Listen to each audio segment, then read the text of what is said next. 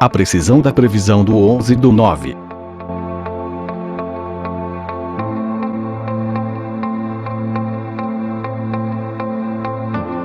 O inventor do RPG NWO Illuminati, a nova ordem mundial, lançado em 1995. Conhecia de antemão os acontecimentos que envolveriam os ataques do 11/9 de 2001 e os efeitos resultantes. 9 cartas do jogo apresentam detalhes de uma forma precisa demais para ser apenas uma coincidência. O jogo também revela os eventos planejados envolvendo bioterrorismo, desastres combinados, da anarquia provocada nas grandes cidades, como forma de derrubar a velha ordem estabelecida. Se você alguma vez duvidou da existência de uma conspiração global, não pode duvidar mais.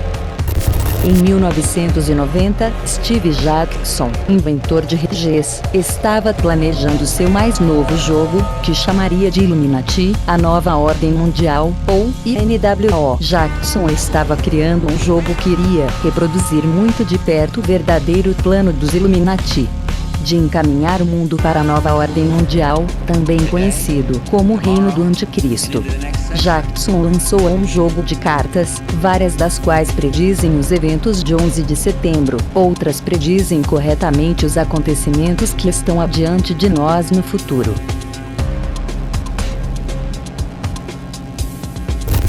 De fato, ele conhecia o plano tão bem, que recebeu uma visita de surpresa do serviço secreto, que tentou fazer de tudo para tirá-lo de circulação e impedi-lo de lançar o jogo.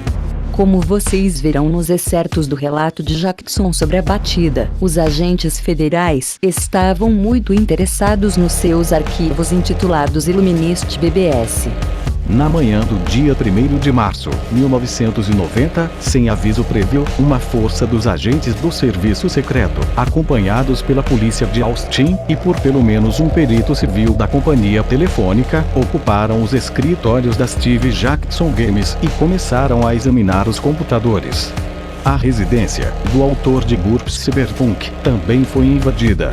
Muitos equipamentos foram apreendidos, incluindo 4 computadores, 2 impressoras a laser, alguns disquetes soltos e considerável quantidade de hardware de computador. Um dos computadores era o que armazenava e rodava o Illuminati BBS. A empresa, Steve Jackson Games, foi à justiça e ganhou a ação, mas quase quebrou financeiramente. A investigação se concentrou em uma fraude supostamente cometida pela empresa por causa das atividades de hackers, e o fato de que a empresa promovia um boletim informativo destinado a hackers, intitulado PRAC.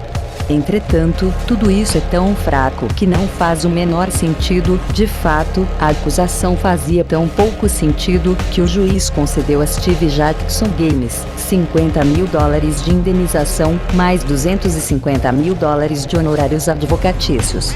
Isso é muito dinheiro do contribuinte para pagar por um caso estúpido e sem sentido algum. No entanto, isso enfatiza o fato que o governo iluminista dos Estados Unidos e o serviço secreto, chefiado na época por George Bush pai, estava preocupado com alguma coisa que o Steve Jackson Games estava prestes a fazer, e formulou um motivo para invadir os escritórios da empresa e apreender seus equipamentos. Esse acontecimento enfatiza que a verdadeira razão pela qual o serviço secreto invadiu a Steve Jackson Games foi para tirá-los de circulação, de modo que não lançassem o jogo Illuminati, a nova ordem mundial, já que revelava muito do plano que ainda estava 11 anos adiante no tempo. Esta carta é uma das mais chocantes de todas, especialmente à luz do fato que esse jogo chegou às lojas especializadas em 1995. Como Steve Jackson podia saber que as torres gêmeas do World Trade Center seriam atacadas? De fato, a carta reproduz precisamente o ataque ao World Trade Center em grande detalhe. Essa carta reproduz vários fatos do 11/9 de 2001, uma carta criada em 1995.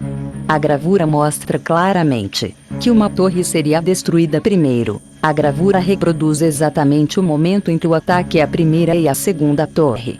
A carta reproduz exatamente que o local do impacto é uma certa distância do topo das torres gêmeas. O avião atingiu a primeira torre nessa mesma área, aproximadamente. Como Steve Jackson podia saber isso? A carta reproduz com exatidão a liderança dos Illuminati, mostrando um dos seus símbolos, pois no lado esquerdo da figura aparece uma pirâmide com o olho que tudo vê no centro. A legenda no alto corretamente identifica os perpetradores do ataque como terroristas. Quando vi esta carta, imediatamente depois de ter visto a figura das Torres Gêmeas, meu sangue gelou. A menos que alguém tivesse conhecimento prévio do plano dos Illuminati, não haveria nenhuma hipótese de poder criar gravuras em 1995 que reproduzem precisamente o desdobrar dos acontecimentos, do 11/9. O Pentágono aparece em chamas. Sabemos que, segundo se alega, um avião caiu em uma das alas do Pentágono, que foi quase completamente destruída pelas chamas. Todavia, o restante do Pentágono ficou fora de perigo e suas funções e atividades continuaram sem nenhuma interrupção. Não é a mesma situação reproduzida na figura. A carta mostra que o fogo está queimando com toda a força no centro do jardim interno do Pentágono, mas o restante do prédio está salvo o suficiente para que suas atividades continuem sem interrupção. Assim, essas duas cartas mostram literalmente os dois choques de 11 de setembro, contra as Torres Gêmeas primeiro e contra o Pentágono. Esse tipo de precisão 6 anos antes dos ataques só é possível se alguém conhecesse o plano dos Illuminati com grande detalhe. Enough is enough.